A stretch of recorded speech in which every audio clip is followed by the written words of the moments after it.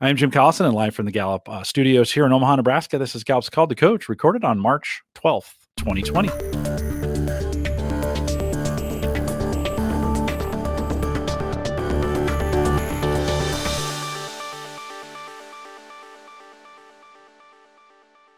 Call the Coach is a resource for those who want to help others discover and use their strengths. We have Gallup experts and independent strengths coaches share tactics, insights, and strategies to help coaches maximize the talent of individuals, teams, and organizations around the world. If you're listening live, love to have you join us in our chat room. If you haven't done that, there's a link right above me. Get in the chat room, get that done. If you're listening after the fact, send us your questions via email. Just send them to coaching@gallup.com. Don't forget to subscribe if you're watching on YouTube, and if you want to listen to us as a podcast, just search Gallup Webcast on any podcast player. Paul Walters is our host today. Paul is a workplace consultant at Gallup. Paul, great to see you. Welcome back to part 2. Thanks. Happy to be here, Jim. Good to have you. Let's do a quick review on part 1, and then let's dive into the second coaching conversation.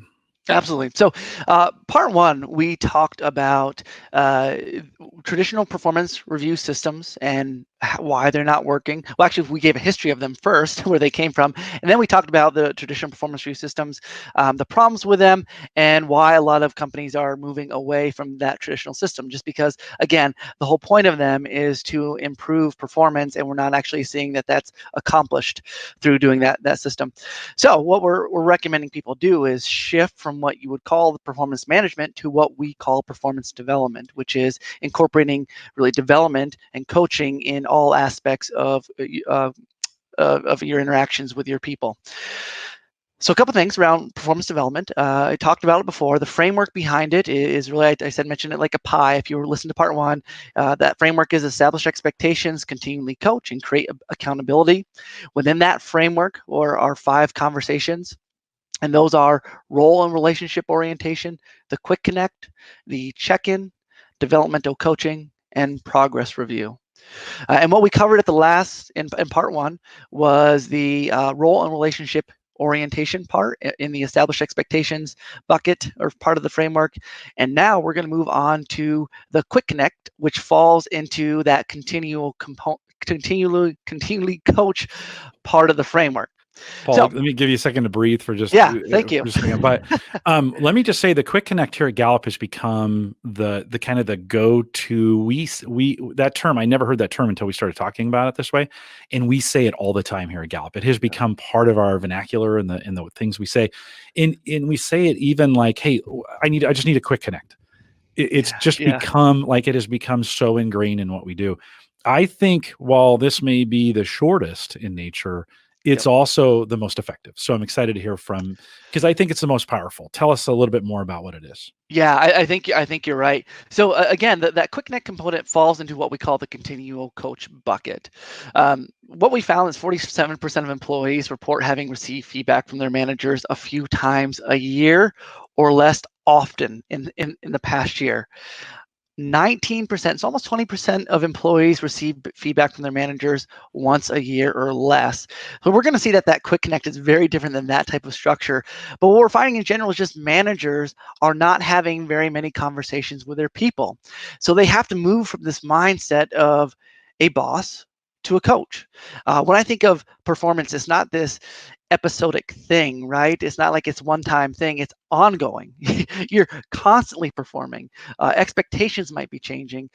Everybody has development needs. So the idea behind continually coaching is you're in constant conversation with your people to help set performance objectives, to continue to develop them, and really to foster an organic, authentic relationship with them. What we would say is frequency actually matters a lot, but frequency without purpose, I think, is a fool's errand, right? The idea is that you should have some individualization to these conversations. They should be purposeful in what they're trying to achieve. Yeah, and maybe not confused with direction or operational. Like, this is not an operational, hey, I need you to do this, right? That's not a quick connect, right? We'll see how that's different.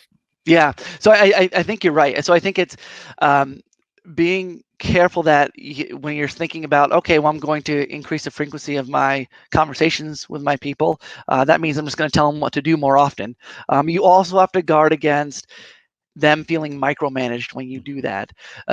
Coaching discussions should be substantive with purpose, without leaving the employee feeling like they've been micromanaged. So how do you have effective coaching conversations?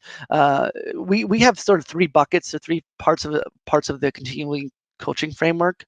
So one of them is the frequency, and then the second one is focus, and the third one is future oriented. When I think of frequent, essentially that means we want you talking to your people more often. What we've actually found is that the highest level of engagement, the most engaging managers in the world, interact with their employees daily using different modes of communication. And I'll talk about why that's actually possible, because some people think, oh my gosh, I have to have a one-on-one meeting with my people every single day. I don't have time to do that. We're not saying that, but having some type of touch point with them more often than not, frequency actually matters a lot. The next one is the focus part, and that's what I talked about a little bit already, that there should be some purpose. So when you're having a conversation with someone, stating the purpose, the outcome, and then at the end of understanding, do we have mutual understanding about where we're going and next steps? Focusing on their needs, and like you said, Jim, not just on task expectations, but their emotional needs as an employee, right? Or even some of their physical needs in their workspace. So focusing on that component of who they are. And then I think when you have focused conversations, that can actually guard against competing priorities, because it helps me think through, what do I need to be turning my attention to now versus this other extra noise going on around me. And then that third component is what we call future oriented. I think oftentimes we're so quick to talk about the past performance of an employee, and not that there's no value in that, but the employee can't change what they did in the past. And so if you're just talking about my path without a clear direction forward, that's demotivating for me. So when I think of great coaching conversations, they're future oriented. They have a positive component to them, where people are thinking about being at their best going forward, how to be at their best in the future. It also helps them thinking about planning and proactively learning about where they're going to go, and those future expectations of all that.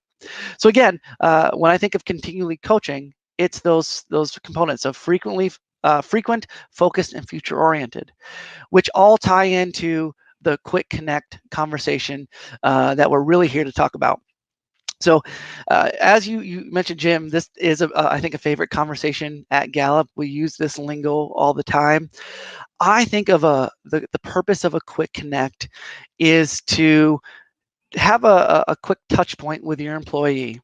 Check in, what are they working on? What barriers do they have right now? Is there something I can help you with?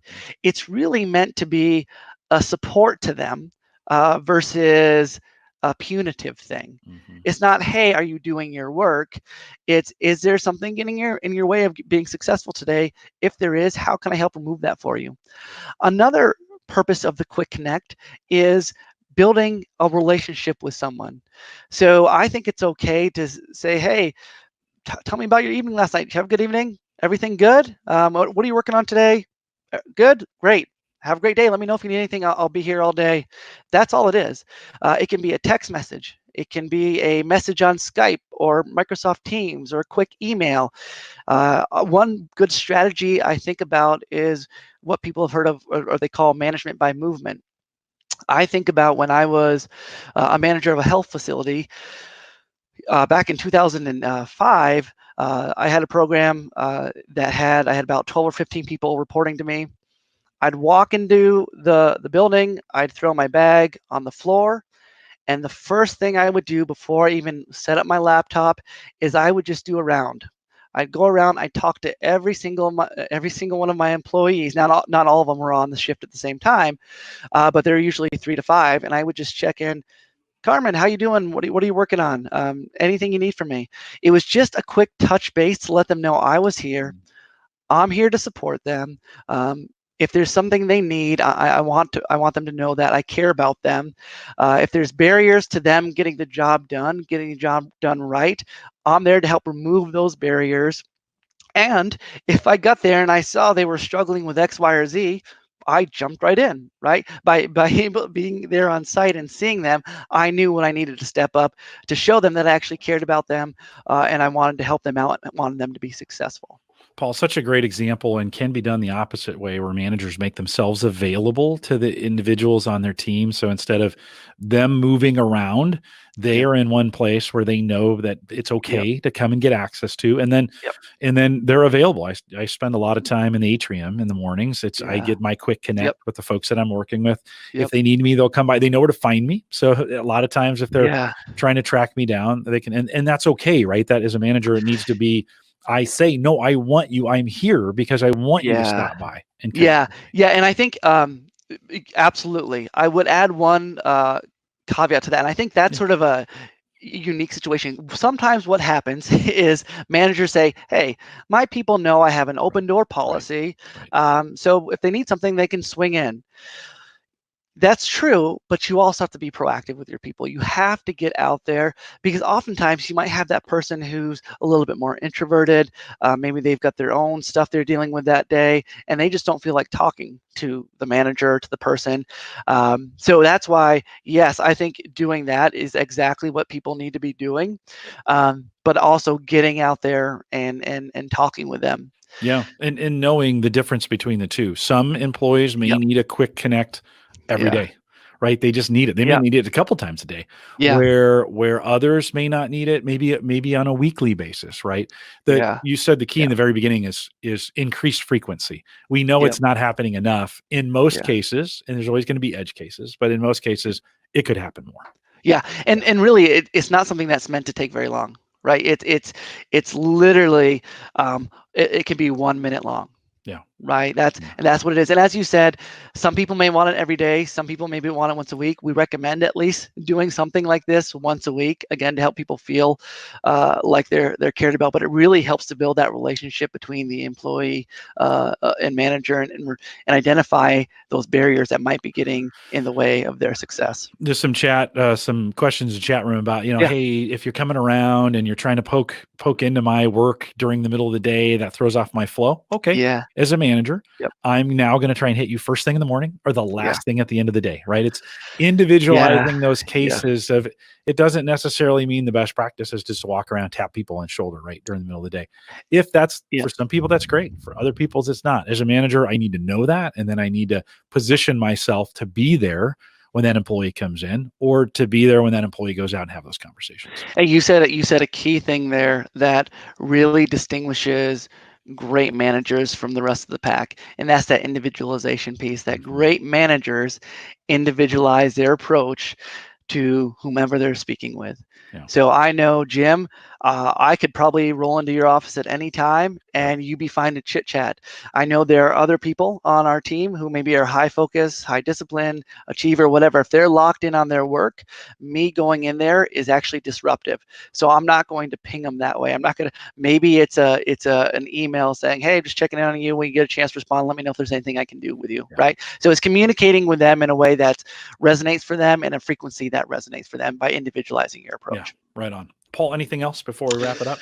I think we're good. No, I appreciate that. Yeah, I think a great conversation, and I do think it comes down to the individualization on all of these. As we just a great reminder, we've come up with we know some data and some stats, and we give best practices. But of course, it's the manager's role in this to really individualize and make sure, am I getting the max productivity out of that person by doing it in a way that they want it to be done. So Paul, thanks for Yep. doing that as well. With that, Appreciate it, we'll Jim. you bet. With that, we'll remind everyone to take full advantages of all the resources we have available. Mentioned a few here in the program. If you want to see where they're at, just head out to our website, gallup.com/CliftonStrengths. We've got tons of strengths related. If you go to gallup.com in our workplace section, we have even more that's available. A lot of great stuff around performance management and our employee engagement out on our site, gallup.com. Don't forget to sign up for our newsletters while you are there. We have a few of them out there and available for you if you want to sign up for those. Usually send those on a monthly basis. If you have any questions on anything, send us an email, coaching@gallup.com. You can follow our live events on our Eventbrite page. Go to gallup.eventbrite.com. Join us in Facebook, facebook.com/group/call to coach. And on LinkedIn, just search Clifton Strengths Trained Coaches. You don't have to be a trained coach to be there. Just let me know and I'll let you in. I want to thank you for joining us. If you're on part 2, we maybe have done part 3. So keep listening on. And if you missed it, go back and see part 1. With that, we'll say goodbye, everybody.